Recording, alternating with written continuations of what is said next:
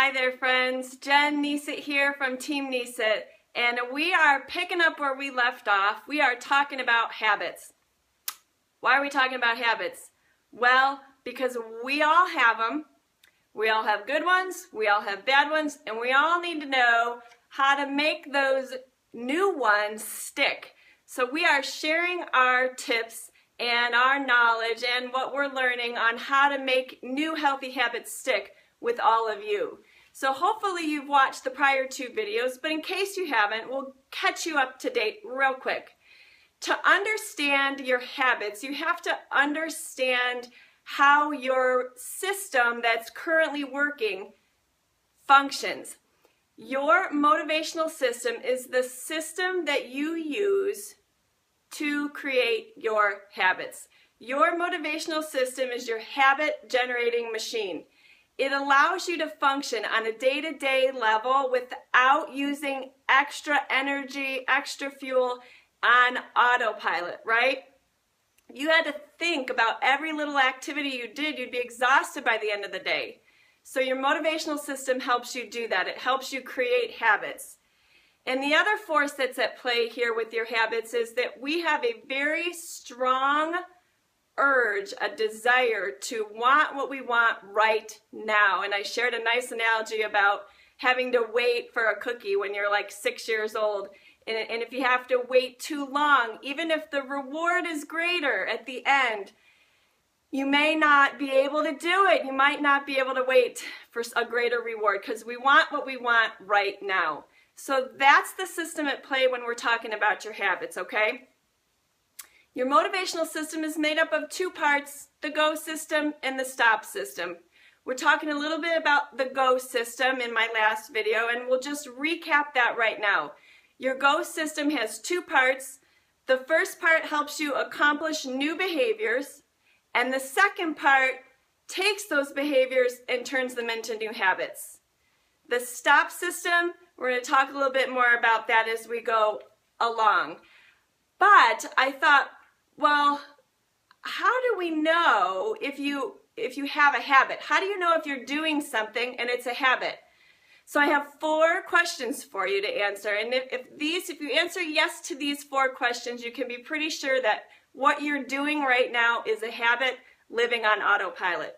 Number 1, you are not aware of what triggers your actions. So consider this. Sorry about that, friends. The first time you go into a coffee shop, you're standing in line and you pull out your phone and you start scrolling through your Facebook feed.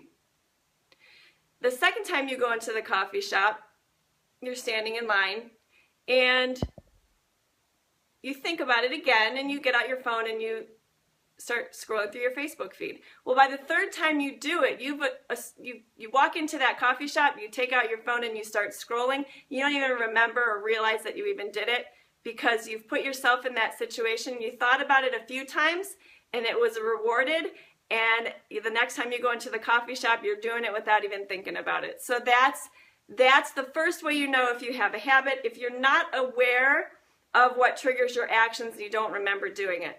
Number 2, you can perform that habit while doing other things. So if we're still talking about that phone, these phones which are our creatures of habit, you will notice that many of us attempt to respond to text messages or emails while we're attempting to carry on conversations. And we kind of think we can do that because the actions of the phone, where the buttons are at, it's all part of a habit. So that's the second way you know if you have a habit, is if you can perform that activity kind of easily while attempting to multitask. Number 3, and this one's important. Your habits are easily disrupted by changing your environment. So when the world changes, habits can no longer be done without thinking about it. And you may have experienced this if you're on vacation or if you had to stay at somebody else's home for a period of time. The things that you normally, you're all out of sorts, like things that you normally do without thinking, you're like, what the heck? Why is it so hard for me to get myself together? You don't know where anything's at. Your environment's changed, and then your habit system is all out of whack. So that's what that's all about. And then number 4, You know it's a habit because they are mindless and you often have no memory of doing them at all. Now for me, this is leaving the house and not remembering if I put the garage door down, because it's an automatic. It's become so programmed that when you leave the house, you back out of the driveway, you push the button, the garage goes down. That's a habit. So those are the 4 ways that you can use, 4 questions, 4 situations that you can use to gauge whether or not what you're doing right now is that a habit. So today was our 4 tips or 4 suggestions on how to know if you actually have a habit, because you have to know what your habits are to know whether or not you need to change them. So that's what I have for you guys today. Next up, we're going to talk about a little bit more about the GO system and how you can activate it.